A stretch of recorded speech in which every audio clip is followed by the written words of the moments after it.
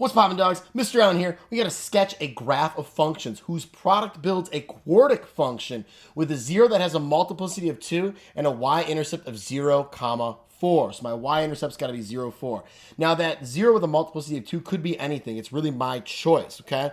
But I got to keep in mind this y-intercept. And how's that going to play in? Well, let's just start with the 0 that has a multiplicity of 2. I'm going to throw that at positive 1, and that's going to be a quadratic function that's going to do that for me when it bounces off that. Or I could have two linears going through the same spot. That works too.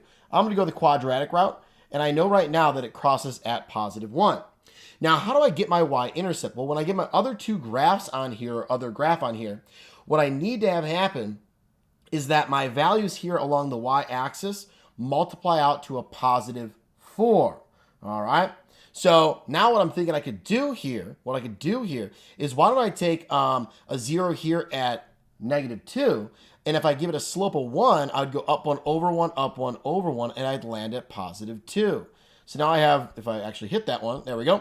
Now I have 1 times 2 is 2, and what if I came back from the other way right here, and I went through at that guy right there. So now I have this positive 1 times 2 is going to give me that 0, comma 4. So I have 1 0 with a multiplicity of 2, and then I have my y-intercept of 0, comma 4. What are the equations of all these, right? Just for fun here, what are all the equations? Well, this one right here, we'll call it f of x. That's going to be, well, let's see here. X, it's positive, so it's x would be, 1 for my slope. And then I'm up 2 there, so x plus 2.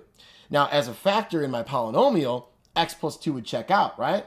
Because that's how I'd get x equals negative 2 when I set it equal to 0 and solve for my polynomial.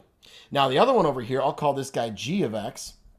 Well, that's up at positive 2, but it's down 1 over 1, so it's a negative slope, so it's going to be negative x plus 2. So there's my g of x function, and then my last one here, we'll call this h of x. That would be my quadratic. It shifted to the right one, so that's going to be x minus 1 quantity squared. And if I put all of these together, I'd have p of x equals, and I'm going to have x plus 2. I got negative x plus 2, and then I got x minus 1 quantity squared. So here we go, x plus 2, negative x plus 2, and then x minus 1 quantity squared. That's my full polynomial there. That's pretty awesome. If you don't like that negative there, like it's kind of bothering me, I kind of want to factor it out, you could rewrite it like this. P of x equals, we'd have a negative come out, and then you'd have, this one's still going to be x plus 2, but this one right here, when I take out that negative, this guy becomes a negative 2, so I get x minus 2. I think that looks a little nicer, right?